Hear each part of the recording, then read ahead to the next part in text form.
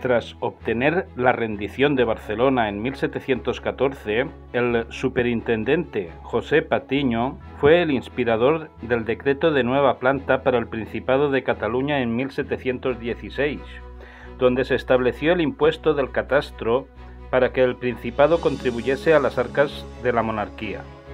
En 1717, José Patiño fue nombrado intendente general de la Marina y creó en Cádiz la Academia de Caballeros Guardiamarinas, donde se formarán los futuros oficiales de la Armada.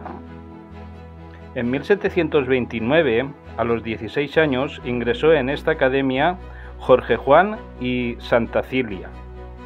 A los 3 años, Jorge Juan quedó huérfano de padre y su tío Cipriano Juan, un caballero de la Orden de Malta, se hizo cargo de su educación, enviándolo al Colegio Jesuita de Zaragoza para estudiar gramática. A los 12 años viajó a Malta siendo el paje del Gran Maestre y obteniendo el título de caballero en 1727. En la Academia Militar Naval de Cádiz se impartían estudios técnicos y científicos: geometría, trigonometría, astronomía, navegación, cálculos de estima, hidrografía o cartografía, completando la formación humanística con clases de dibujo, música y danza. Mientras se formaba, Jorge Juan comenzó a embarcarse en 1730, teniendo entre sus maestros al marqués de Mari, con el que participó en 1731 en la escolta del infante Carlos para asegurar el dominio de los ducados de Parma y Toscana, de los que el futuro Carlos III tomó posesión. En 1732, Jorge Juan formó parte de la tripulación del navío Castilla, capitaneado por Juan José Navarro, en la expedición para recuperar Orán y Mazalquivir, que en 1708, dentro de la Guerra de Sucesión, habían pasado a estar gobernadas por el Imperio Otomano a través de su protectorado de Argel. Al año siguiente, 1733, Jorge Juan formó parte de la escuadra de Blas de Lezo, que se dirigió a socorrer la plaza de Orán, que estaba acosada por 9 galeras argelinas. Blas de Lezo persiguió a la capitana hasta la bahía de Mostagán, defendida por 2 castillos fortificados que Lezo destruyó, asegurando con ello la plaza de Orán. En 1734, Felipe V recibió la solicitud de su primo, el rey Luis XV de Francia, para que una expedición de la Academia Real de Ciencias de París, formada por Louis Godin, Pierre Bouguer y Charles-Marie de la Condamine, viajase a Quito en el Virreinato de Perú. Su objetivo era determinar la forma no perfectamente esférica de la Tierra, midiendo un arco de meridiano y obteniendo el valor de un grado terrestre para compararlo con las mediciones realizadas en Laponia por Pierre-Louis Moreau de Maupertuis. Existía la polémica entre el partidario de la mecánica cartesiana, Jacques Cassini, que pensaba que los polos tenían forma elongada, y Maupertuis, que defendía que la Tierra era achatada en los polos, siguiendo a Edmond Halley, Christian Huygens y Isaac Newton, apoyándose en la teoría de la gravitación universal. Con tal fin, Felipe V asignó a los jóvenes Jorge Juan y Antonio Ulloa para que acompañaran a los franceses, financiando a medias la expedición. Zarpando de Cádiz en 1735, Antonio de Ulloa y Jorge Juan, además de la expedición geodésica, habían recibido órdenes de Felipe V de vigilancia de los franceses ante posibles acciones de espionaje o comercio ilícito, además de realizar planos de las ciudades y puertos por los que pasaran y su situación geográfica, y recoger noticias del funcionamiento civil y militar del virreinato. Partiendo desde Quito, donde midieron cuidadosamente una base fundamental y teniendo por referencia la ciudad de Cuenca y el corredor interandino, los investigadores realizaron una serie encadenada de triángulos en puntos tanto en el llano como en las cumbres de más de 5.000 metros, lo que dificultó los trabajos, completando las observaciones físicas con las astronómicas. La medida empleada fue la toesa, que equivalía a 7 pies de Burgos, 1,98 metros. Jorge Juan realizó el cálculo más aproximado del grado del meridiano contiguo al Ecuador. Sobre la base de su medición se definió el metro como nueva unidad de medida internacional, adoptándose en Francia el sistema métrico decimal en 1799 bajo la supervisión de Lavoisier. En 1741, en plena Guerra del Asiento, Ulloa y Juan fueron requeridos por el virrey Antonio José de Mendoza Caamaño y Sotomayor, marqués de Villagarcía, para que acudieran a preparar las defensas de Guayaquil ante la amenaza de un ataque inglés por la flota del almirante Anson.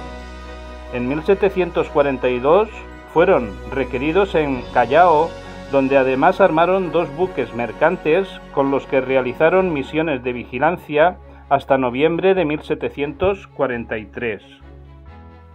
En 1744, a su regreso de la expedición, Jorge Juan y Antonio de Ulloa lo hicieron en barcos diferentes. Ulloa fue apresado por un barco inglés, aunque recibió un trato cortés como miembro de la expedición e ingresó en la Royal Society de Londres. Jorge Juan llegó a Puerto Francés y en París fue nombrado miembro de la Academia de Ciencias. Jorge Juan también ingresó en la Academia de Ciencias de Berlín y comienza a ser conocido como el sabio español. A su regreso a Madrid en 1746, Felipe V había muerto y Jorge Juan y Antonio Ulloa fueron recibidos con indiferencia. Zenón de Somodevilla, marqués de la Ensenada, ministro de Hacienda y Función Pública, se interesó por ellos, pues quería desarrollar su política naval y de armamentos. Fernando VI estuvo de acuerdo y los nombró capitanes de fragata. Con esto, Ensenada mandó publicar los datos recogidos en la expedición en las obras Relación histórica del viaje a la América Meridional y las observaciones astronómicas y físicas, donde se recogían los resultados científicos. En este, la censura inquisitorial obligó a calificar de hipótesis falsa el sistema copernicano, cosa que enfadó a Jorge Juan. Sin embargo, por mediación del jesuita padre Burriel, en la segunda edición de 1773, fue incluido Estado de la Astronomía en Europa, escrito por Jorge Juan. Juan y Ulloa redactaron también, como materia reservada, Noticias Secretas de América, donde se hablaba de la situación política, militar, civil y religiosa del virreinato, y cuya publicación fue prohibida por el gobierno. En 1823, el inglés David Barry pudo hacerse con una copia que publicó en Londres en 1826. El almirante Antonio de Gaztañeta e Iturribalzaga, quien en la Guerra Anglo-Española de 1727, dirigiendo el buque del Tesoro americano, rompió el bloqueo que la Armada británica realizó a Portobelo, esquivando a 3 almirantes ingleses, era el ingeniero naval que ideó el sistema de construcción de barcos en España. El marqués de la Ensenada pensaba que este sistema había quedado obsoleto. Por este motivo, en 1748 envió a Londres a Jorge Juan, junto a 2 jóvenes guardiamarinas, José Solano y Bote, quien en 1802 sería nombrado capitán general de la Real Armada, y Pedro de Mora y Salazar, en misión de espionaje científico e industrial. Su cometido era analizar los sistemas de construcción naval ingleses y contratar secretamente a los más destacados ingenieros navales y expertos en jarcias y lonas. Jorge Juan llegó a Londres el 1 de marzo de 1749 utilizando la identidad falsa de Mr. Joshua y en abril fue admitido como miembro de la Royal Society. Juan y sus ayudantes adquirieron instrumentos como el cronómetro marino de John Harrison, estudiaron la primera aplicación de la máquina de vapor al mundo naval, las bombas de vapor, instrumentos bélicos, máquinas de dragado, copiaron pieza por pieza el diseño de naves enteras y elaboraron planos detallados de los puertos y arsenales. Además descubrieron los planes de Inglaterra para atacar América. Finalmente fueron descubiertos. Mora y Solano salieron gracias a la protección del embajador Ricardo Guay, que los llevó a Calais, y allí se les unió Jorge Juan, que huyó disfrazado de marinero en junio de 1750. El marqués de la Ensenada implanta el sistema inglés en Cartagena, el Ferrol, Cádiz y La Habana, donde quiere construir una flota para atacar a los ingleses en Belice. En 1752, Juan, desilusionado con el sistema inglés, realiza un estudio racional de la construcción de buques e implanta un nuevo sistema que recoge lo mejor de los franceses, que aprendió de Pierre Bouguer, y de los ingleses, con el ingeniero naval Richard Root, uno de los contratados por Juan. Lo implanta en Cartagena y el Ferrol, donde se trabaja con un criterio industrial de división del trabajo en los diques, astilleros, hornos, fábricas de jarcias y lonas y en los arsenales. Juan inspecciona desde la tala de árboles hasta el efecto del viento, comprobando con cometas la fuerza del viento sobre las velas y la fuerza del mar, remolcando distintos modelos para comparar su resistencia. Ese año Jorge Juan es nombrado encargado de la Academia de Guardiamarinas, teniendo como uno de sus ayudantes a Pedro de Mora, y desde Cádiz comienza a preparar dos ideas que tuvo en Londres. La primera, en 1753, funda con material de alta calidad un observatorio astrológico en Cádiz, manteniendo correspondencia de sus observaciones con las academias de París, Londres y Berlín. Ese año recibe la visita del almirante inglés Richard Howe, que queda admirado por los excelentes resultados del sistema de Juan. La otra idea era crear una academia de ciencias en Madrid, pero en 1754, por intrigas de la corte, su valedor, el marqués de la Ensenada, que es pro Francia, es destituido y sus planes se ven truncados por su sustituto, el pro inglés Ricardo Wall. En 1755, Jorge Juan funda en Cádiz la Asamblea Amistosa Literaria, que pretendía ser el embrión de una futura Academia de Ciencias.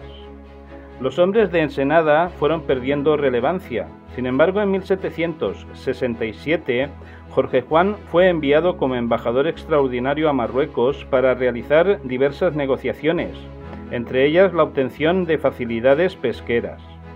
En 1770 se le nombró director del Seminario de Nobles, centro donde se formaban los jóvenes de la nobleza, sucediendo a Eugenio Alvarado. En 1771, Juan publicó Examen Marítimo, donde se aplicaba la mecánica a la construcción y maniobra del buque con el estudio de la fricción y de la mecánica de fluidos, que fue conocida y traducida en toda Europa.